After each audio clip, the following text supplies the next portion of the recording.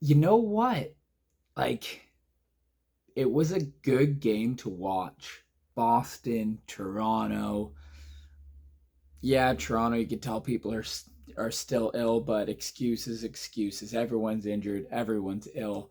Boston wins 4-1, and you can pinpoint the moment. You can, because there's a gaping wide open net, and Mitch Marner decides not to shoot. And then the game changed. And Toronto couldn't come back. What a good game. The first period was all right. It was all right. Both teams had chances. It was good. And then obviously, Boston scores on a 5-on-3 because Matt Nyes got a phantom penalty because the referees confused number 22 and 23. Hopefully those numbers look right in the video. Did I do that right? Anyway, oh god. So he's in the box and it's a 5-on-3 and it's David Pastrnak because of course it's David Pastrnak and you're like crap. And then I think it's Trent Frederick who gets the breakaway. Willie Nylander, you think he's gonna catch him and then he kind of stumbles, and that happens sometimes with Willie. You've seen it. He's just trucking and he stumbles when he's chasing a guy that's on a breakaway and he scores 5 from quite far out, and you're like, Joseph, oh, you want that one. And it's 2-0. And then the Leafs get a chance on a power play and they get only a 4-minute power play instead of a 6-minute because there's like a hooking penalty when Bertuzzi makes his move out front of the net, but then he gets cross-checked in the face and they call it a high stick, but he's bleeding, so they don't, like, that's an automatic 4, but he already had a 2, so that's 6 minutes, but they didn't do it like that. It was only 4. So the first 2 minutes was up and then Mitch Marner scored, and you're like, okay, that's cool. That's cool. That's cool. I guess, but they should still have another 2 minutes on the power play. Of course, they get a power play not long after that when I think it was Frederick who held Austin Matthews' stick. Cheeky bugger grabbed it and put it under his arms. Whoa, what did I do? But obviously it was a penalty. But God, we could have used that. Keith was pissed off. He was yelling. He was red faced. We knew it was going to happen. I was like, that's bullshit. And then Mitch scored. And I'm like, okay. And then it's only 2-1. This is going to be a quick one, by the way, because I'm exhausted.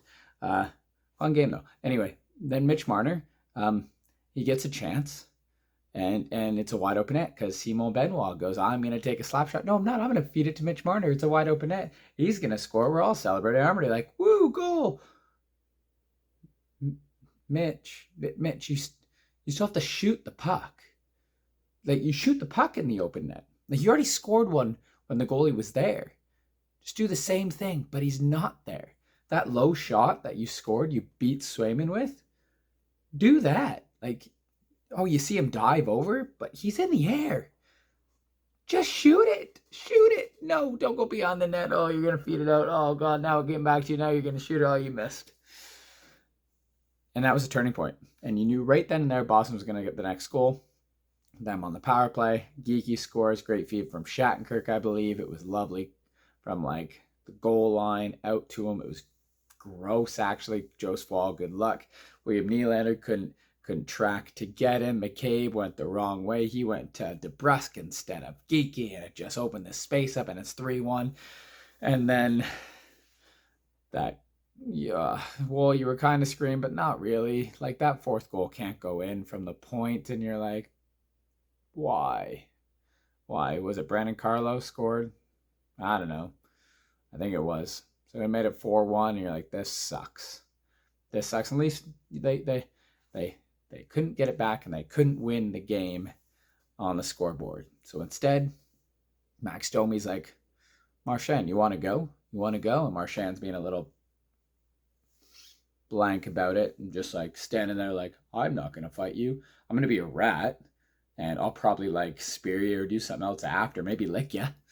But I'm not going to fight you. So Domi just throws him to the ice.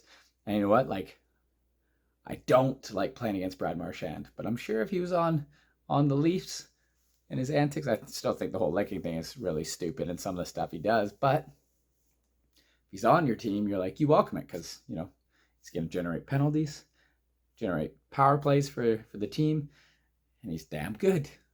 But in this case, thank you, Max Domi. And then what happens? Something to do with Gregor. Oh yeah, yeah. Like a trip. Could have been a knee on knee, but not really. Like good thing Pasternak's not hurt or anything. But then I think that's what happens, and then Bertuzzi and Wotherspoon are like jawing at each other for a long time, and Bertuzzi just says screw it, throws his gloves off and just grabs him and just waits. And he waits for Wotherspoon to take off his gloves. He's really cordial at it, and he's kind of just like, grab me here, and once you do, we're going.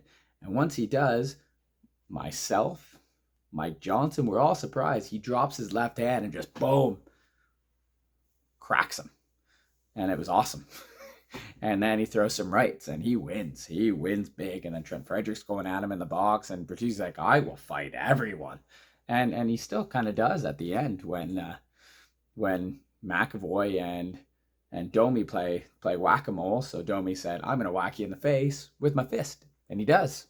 And then he judo flips him down, and then he goes, I'm gonna forearm you in the face as well, just to give you another one. And I'm like, well, at least we're winning there. And then Ryan Reeves is there, and Frederick then goes after Nylander, so McCabe gets in there, and then Reeves kind of just grabs one of the guys. It might have been Geeky, who was just like, no. And then at this time, I'm watching, and I'm like, trade deadline acquisition. Ring, ring, ring. Hey, Dustin Byfuglien, how you doing, mate?